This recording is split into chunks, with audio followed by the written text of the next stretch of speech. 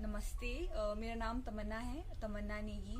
मैं masters in social work की final year की स्टूडेंट हूँ और हमारे कोर्स के दौरान हमको 45 डेज की इंटर्नशिप मैंडेटरी है, जिसके लिए मैं ओपन आइज फाउंडेशन के साथ इंटर्न करी थी 45 डेज के लिए।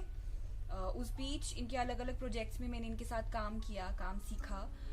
इनका एक प्रोजेक्ट नया सवेरा, जिसके तहत ये 40 बच्चों को अडॉप्ट किया इन्होंने, जो फाइनेंशियली बहुत ही एक वीक सेक्शन से बिलोंग करते हैं। इनमें से कुछ बच्चे ऐसे हैं जिनके दोनों पेरेंट्स नहीं हैं और कुछ बच्चे ऐसे हैं जिनके सिर्फ एक ही पेरेंट है। तो उनको सारा स्टेशनरी का सामान, उनको किताबें, और अभी हाल ही में हम लोगों ने उन्हें डिजिटल राइटिंग पैड्स बांटे हैं ऑल ओवर ट्राई सिटी।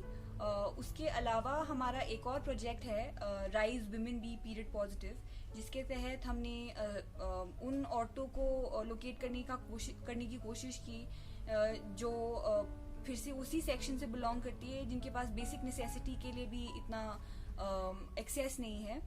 तो हम लोगों ने उन्हें थोड़ा मेंस्ट्रुएशन के रिगार्डिंग अवेयर किया, क्लीनलीनेस कितना ज़्यादा इम्पोर्टेंट है उसके बारे में हमारी उनसे थोड़ी बात हुई।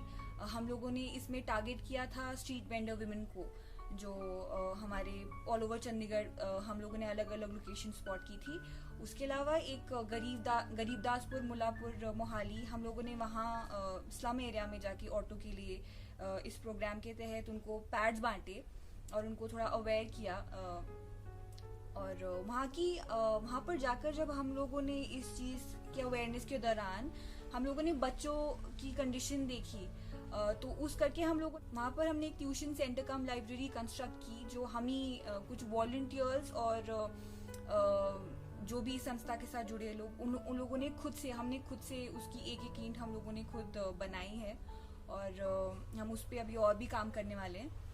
उसके अलावा ओपन आइज फाउंडेशन की जो लाइब्रेरी है वो सभी लोगों के लिए, स्पेशली उन बच्चों के लिए खुली है जो पढ़ना चाहते हैं पर उनके पास एक्सेस नहीं है पढ़ाई के लिए।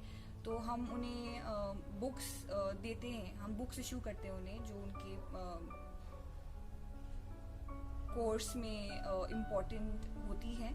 और फिर इस तरीके के और भी कई सारे प्रोजेक्ट्स हैं। इन 45 डेज में हम लोगों ने एक वर्कशॉप भी अटेंड की थी, जिसमें हमें कॉटन पैड्स बनाने की हमने कॉटन पैड्स बनाना सीखा। इनके एक और प्रोजेक्ट रद्दी से शिक्षा के तहत हम लोगों के पास बहुत सारी बुक्स आती हैं ऑल ओवर ट्राई सिटी से।